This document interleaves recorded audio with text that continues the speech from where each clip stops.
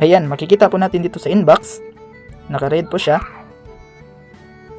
At ayun, na-receive po natin yung 454.90 pesos sa GCash. So legit at instantly po ay na-receive po natin yung withdrawal request natin sa Xword. Disclaimer: the information provided by the speaker or presenter of this video or platform is for information purposes only and not to promote. All information is provided in good faith. However, we make no representation or warranty of any kind expressed or implied regarding the accuracy, legitimacy, adequacy, validity, reliability, availability, or completeness of this information.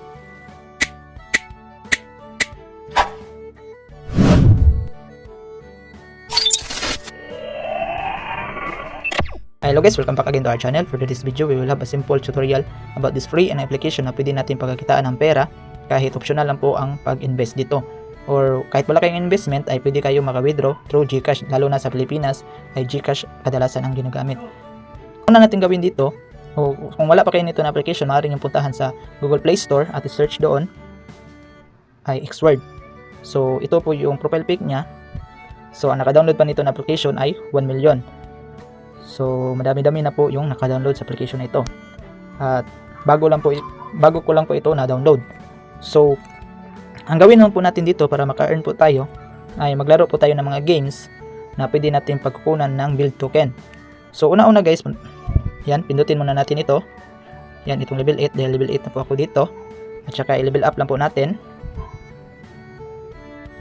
So ang gawin lang po natin dito ay mag-merge ng mga pit. So like ito level 3. Yan, then pwede din mag-shop kayo dito. Lalo na kung ang pet nyo ay madami na. So para hindi kayo babalik ng level 1. So puntahan na ninyo lang yung mataas na level, like level 4. So yan, pwede tayo maka-purchase dyan para makakuha ng mga diamond. Then ayan, i-merge po natin. Tapos yung 5, level 6, level 7, ayan. Tsaka level 9 na po tayo. At meron na pong 7% yung increase na makukuha natin. So, continue the game.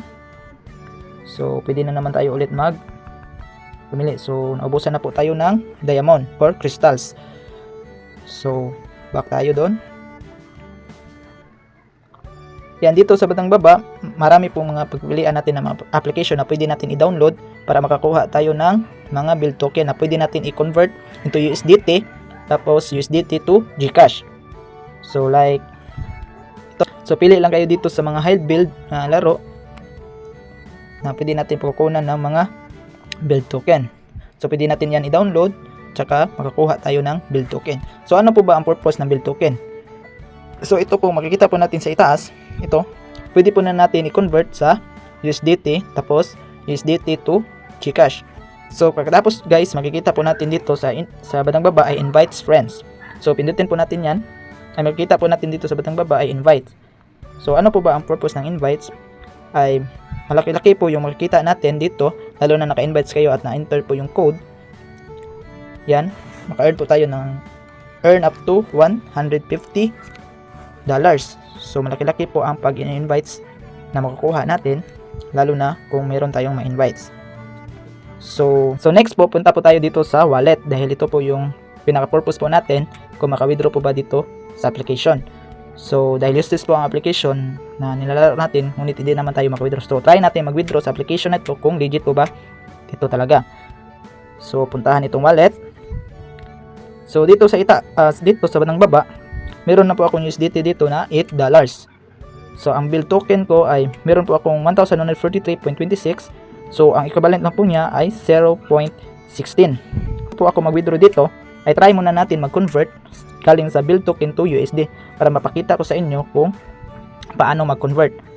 So, i-click lang natin itong build token o build. Yan. Pagkatapos, itong trade. So, dito, pindutin po natin itong sell. Pagkatapos, pindutin po natin itong max. Ayan po. Ang equivalent po ng build token ng 1,943.2 ay 0.16 or cents lang po yung makukuha natin. So try natin mag-sell para sa $8 ng kanina yung USDT natin ay madadagan po ng 0.16. So sell build po.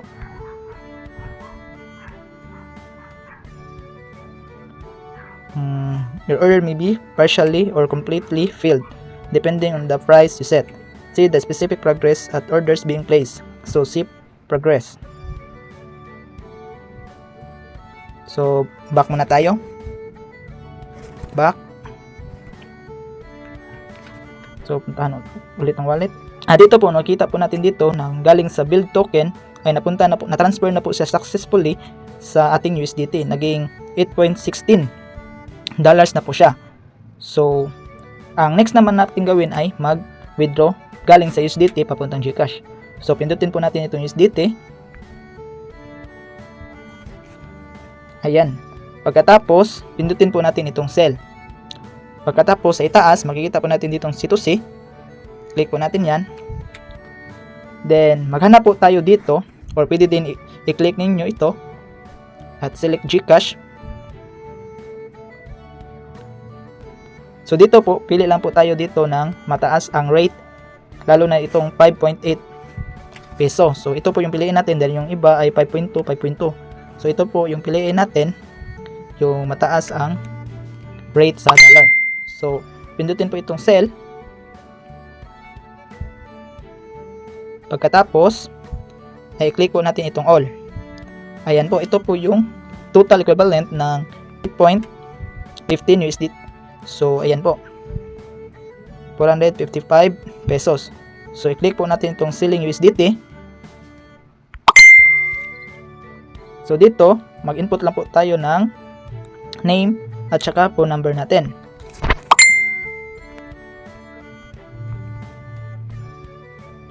Pagkatapos dito sa phone number, yung GCash number natin.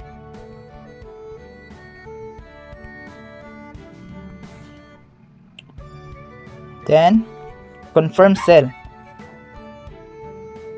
Dito, please confirm that the payment account information is correct. So i-confirm lang natin ulit. So wait natin, ma-receive po ba yung 455 pesos.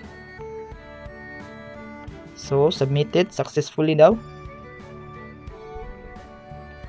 Ito total amount 454.9. So wait lang.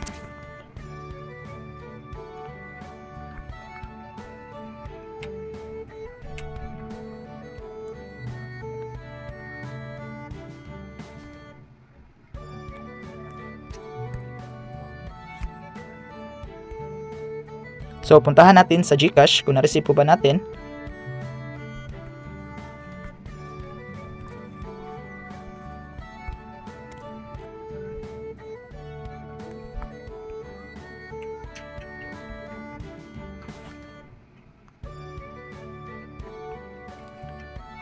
Ayan, makikita po natin dito sa inbox. Naka-red po siya. At ayun, na-receive po natin yung 454.90 sa GCash. So legit at instantly po ay na-receive po natin yung withdrawal request natin sa Xword. Ayan, ito po yung ito po yung 454.9 pesos. So tugma po sa GCash na 454.90 pesos. So legit po talaga ito na application.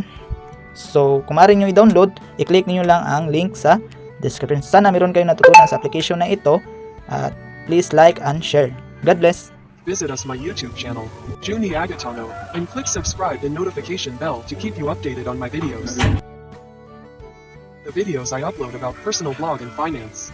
Thank you so much and God bless.